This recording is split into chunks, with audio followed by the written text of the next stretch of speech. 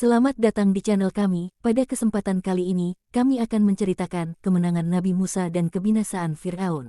Ketika penduduk Mesir semakin fanatik dengan kekufuran mereka, permusuhan dan pengingkaran mereka terhadap Nabi Musa kian mengobarkan hasrat untuk membunuh dan menindas utusan Allah dan orang-orang yang mengikutinya.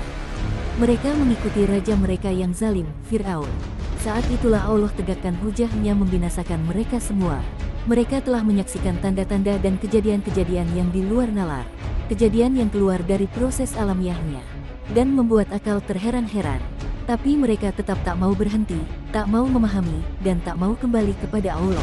Dengan kekuasaannya, Fir'aun berhasil menekan rakyatnya untuk mengingkari kebenaran yang dibawa Nabi Musa. Puncaknya, Fir'aun mengklaim dirinya sebagai Tuhan yang berhak disembah. Ketika kezaliman telah memuncak, saat itulah pertolongan Allah datang. Nabi Musa mengumpulkan para pengikutnya, menasihati mereka, meneguhkan hati mereka, dan memberikan arahan kepada mereka. Nabi Musa memerintahkan mereka agar bertawakal kepada Allah semata, meminta tolong dan berharap kepadanya. Dan Allah Subhanahu wa Ta'ala pun memberikan jalan keluar untuk mereka semua. Kemudian Nabi Musa memberikan kabar gembira dari Allah kepada kaumnya. Allah Subhanahu wa Ta'ala mewahyukan kepada Nabi Musa dan saudaranya, Harun, agar ia dan kaumnya membangun rumah yang berbeda dari rumah orang-orang Mesir secara umum. Alasannya, ketika perintah untuk pergi dari Mesir datang, mereka lebih mudah untuk memberitahu satu dengan yang lainnya. Selama bertahun-tahun, Nabi Musa dan pengikutnya bersabar dan menghibur diri dengan keimanan kepada Allah dan tawakal. Mereka senantiasa memperbaiki hubungan dengan Allah, meminta tolong padanya dengan solat-solat mereka. Di sisi lain, Fir'aun dan para pengikutnya semakin menentang dan memusuhi kebenaran, hingga suatu ketika Nabi Musa berdoa kepada Allah, yang artinya, "Ya Tuhan kami, sesungguhnya Engkau telah memberi kepada Fir'aun dan pemuka-pemuka kaumnya perhiasan dan harta kekayaan dalam kehidupan dunia. Ya Tuhan kami, akibatnya mereka menyesatkan manusia dari jalan Engkau. Ya Tuhan kami, binasakanlah harta benda mereka, dan kunci matilah hati mereka, maka mereka tidak beriman hingga mereka melihat siksaan yang pedih." Hingga setelah penantian, akhirnya Allah mengizinkan Nabi Musa dan para pengikutnya untuk keluar dari Mesir menuju Syam.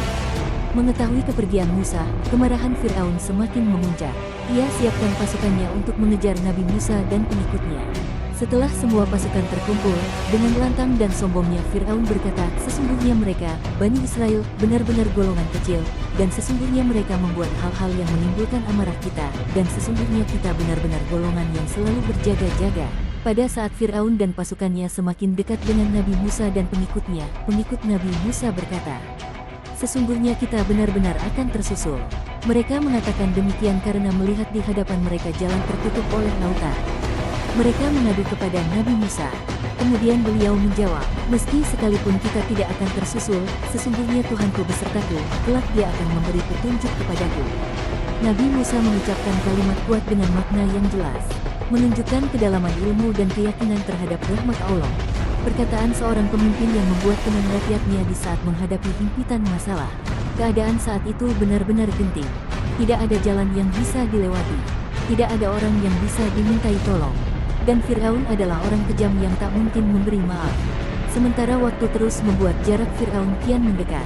Dalam keadaan demikian, Nabi Musa tetap tenang dan yakin Allah akan menolongnya. Sikap ini hendaknya kita teladani sebagai seorang muslim yang beriman kepada Allah. Turunlah wahyu kepada Nabi Musa. Lalu kami wahyukan kepada Musa, "Pukullah lautan itu dengan tongkatmu." Maka terbelahlah lautan itu dan tiap-tiap belahan adalah seperti gunung yang besar. Melihat laut terbelah, Nabi Musa dan pengikutnya bersegera melintasi jalan terbelah itu. Setelah melintasinya, dan pengikutnya yang paling akhir melintas telah keluar dari laut, barulah barisan awal pasukan Fir'aun memasuki laut. Musa ingin segera memukul laut itu agar ia kembali ke keadaannya semula, sehingga Fir'aun dan pasukannya tidak bisa lewat. Namun Allah memerintahkan kepada Musa, "Dan biarkanlah laut itu tetap terbelah. Sesungguhnya mereka adalah tentara yang akan ditenggelamkan." Melihat tanda kebesaran Allah dan mukjizat Musa dengan terbelahnya laut, Fir'aun sadar itu adalah kekuasaan Allah, bukan sihirnya Musa. Akan tetapi ia membawa mati sifat sombongnya. Dalam keadaan demikian ia tetap mengatakan, "Lihatlah bagaimana laut menjadi surut, tunduk kepadaku. Aku akan menangkap dua orang hambaku, Musa dan Harun, yang telah memberontak kepadaku."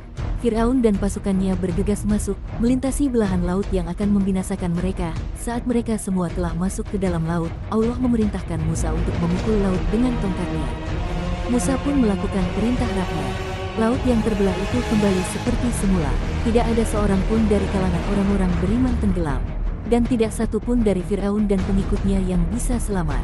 Setelah benar-benar sadar dan yakin akan tenggelam, Fir'aun mengatakan, "Saya percaya bahwa tidak ada Tuhan melainkan Tuhan yang dipercayai oleh Bani Israel, dan saya termasuk orang-orang yang berserah diri kepada Allah." Allah mencelanya dan memberi pelajaran kepada kita semua. Apakah ketika nyawa di kerongkongan dan kebinasaan sudah benar-benar tampak, baru seseorang akan sadar? Allah berfirman dalam Quran Surat Yunus ayat 91, "Apakah sekarang baru kamu percaya padahal sesungguhnya kamu telah durhaka sejak dahulu, dan kamu termasuk orang-orang yang berbuat kerusakan." Allah telah menetapkan hukumnya, dan membinasakan orang-orang yang berbuat zalim. Maka pada hari ini kami selamatkan badanmu supaya kamu dapat menjadi pelajaran bagi orang-orang yang datang sesudahmu, dan sesungguhnya kebanyakan dari manusia lengah dari tanda-tanda kekuasaan kami. Demikian kisah Nabi Musa yang terus berdakwah kepada Fir'aun, namun Fir'aun tidak pernah mau mendengarnya. Jangan lupa like, komen, share dan subscribe. Terima kasih.